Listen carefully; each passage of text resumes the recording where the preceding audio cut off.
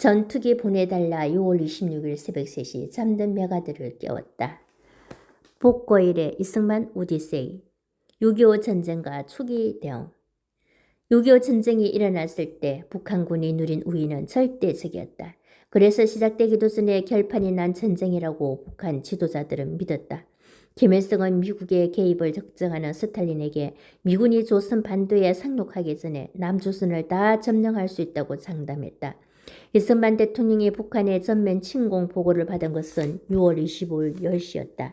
이후 엇갈리는 보고들이 올라오는 상황에서도 그는 두루 살피고 멀리 내다보면서 과감하게 대응했다. 먼저 그는 존 무초 미국 대사와 상황에 대한 의견을 공유했다. 무초는 11시 35분에 경무대로 들어왔다. 이 대통령은 당장 필요한 무기들과 탄약들을 요청했다. 절실한 무기들은 105mm 곡사포 90문, 박격포 700문, 그리고 소총 4만정이었다. 경무대에서 나오자 무초는 곧바로 메가드 원수에게 필요한 무기들과 탄약들을 보내달라고 요청했다. 북공습의 속추무채 경무대까지 위협. 무초와의 협의가 끝나자 이 대통령은 국무회의를 소집했다. 그 사이에 그는 주미 대사관에 전화해서 활동 지침을 주었다. 장맨 주미 대사는 곧바로 국무부를 찾아 지원을 요청했다. 이 대통령은 당장 필요한 무기가 전투기라는 것을 깨달았다. 북한군의 침공은 육해 공군이 동원된 입체적 작전이었다. 러시아군의 최신의 전차를 앞세운 육군의 공격은 아군을 압도했지만 진출에 시간이 걸렸다. 해군의 상륙작전은 아군의 분전으로 실패했다. 그러나 공군의 공습엔 아군이 대항할 길이 없었다. 후방인 서울 일대가 심지어 경무대까지도 북한의 공습에 노출되었다. 북한군의 공습은 미군의 파병을 막기 위해서 김포 비행장의 파기에 집중되었다. 26일 이른 새벽에 이 대통령은 메가드 원수에게 전화를 걸었다. 북한은 원수가 자고 있어서 받을 수 없다고 대답했다.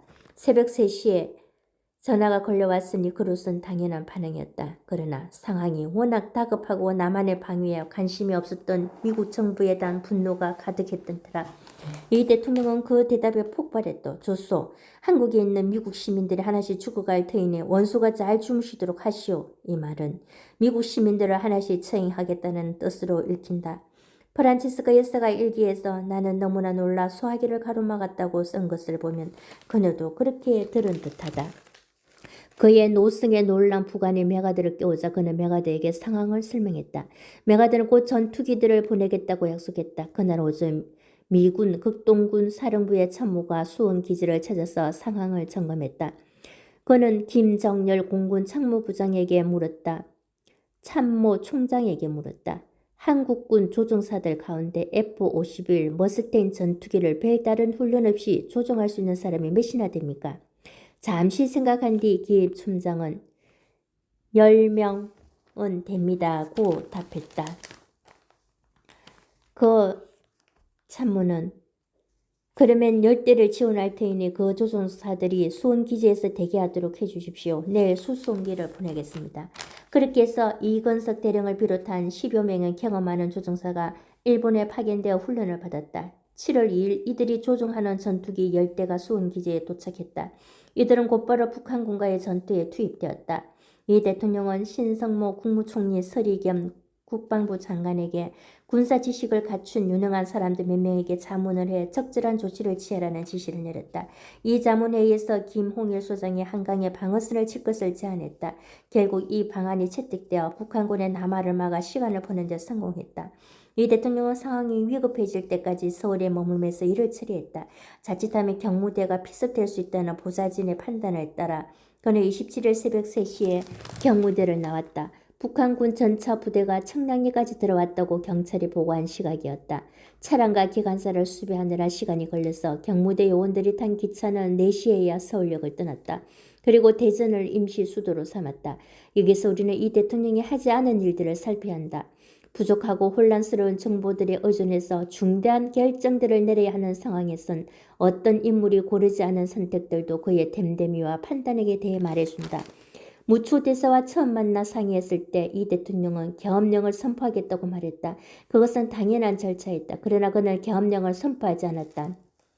미군이 참전한 7월 8일에야 비로소 선포했다. 그렇게 늦춘 이유는 계엄령을 선포하며 북한군과의 싸움에 모든 자원을 투입한 국군의 계엄 업무가 추가된다는 사정 때문이었다.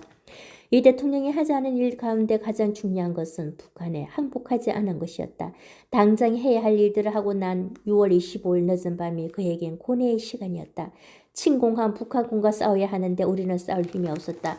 정치 지도자로서 그는 항복을 고려해야 했다. 어차피 지는 전쟁이라면 빨리 항복해서 피해를 줄이는 것이 합리적이었다.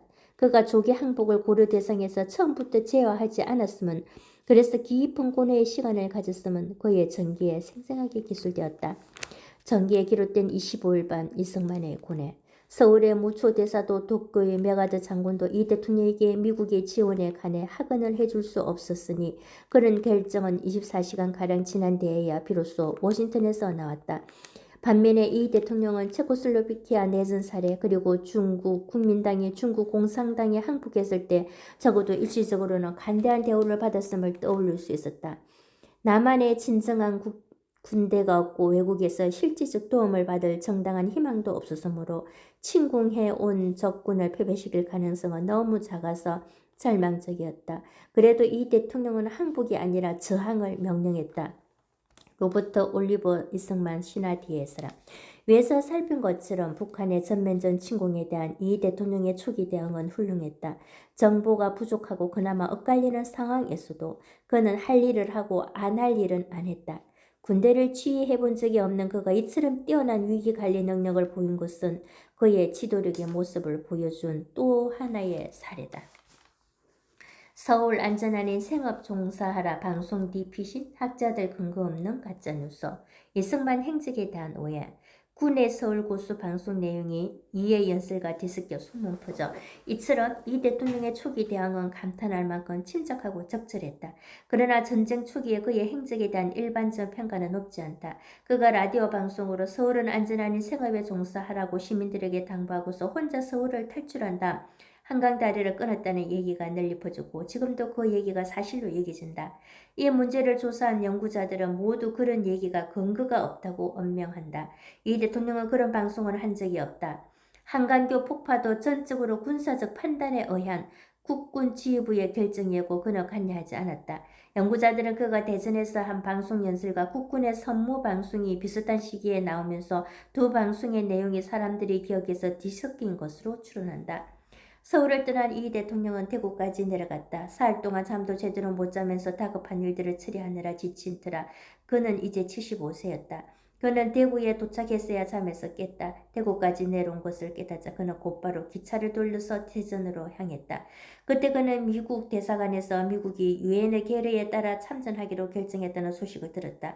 그 소식을 전한 드림라이터 참사관은 그에게 이것은 당신들의 전쟁이 아니라 우리의 전쟁입니다라고 언명했다. 한껏 고무된 이 대통령은 이 기쁜 소식을 온 국민들과 방송을 통해 나누었다. 공교롭게도 이 대통령의 방송 연설에 앞서 국방군이 현전선 서울을 고수할 것이라는 내용의 선모 방송을 했다. 선모 방송은 의뢰 민심을 안정시키기 위해 상황을 낙관적으로 전망한다. 두 방송의 사람들이 기억에서 뒤섞이면서 그의 행적에 대한 논란이 일게 되었다. 이런 종류의 거짓 소문들은 모두 자연 발생적이어서 사람들이 쉽게 믿고 널리 퍼진다. 이제 이 대통령이 혼자 도망쳤다는 소문은 정설로 굳어져서 그의 업적과 명성에 큰 흠집을 낸다. 이 거짓 소문을 반박하기는 쉽지 않다. 무엇을 했다는 주장은 증거를 하나라도 내놓으면 증명이 된다.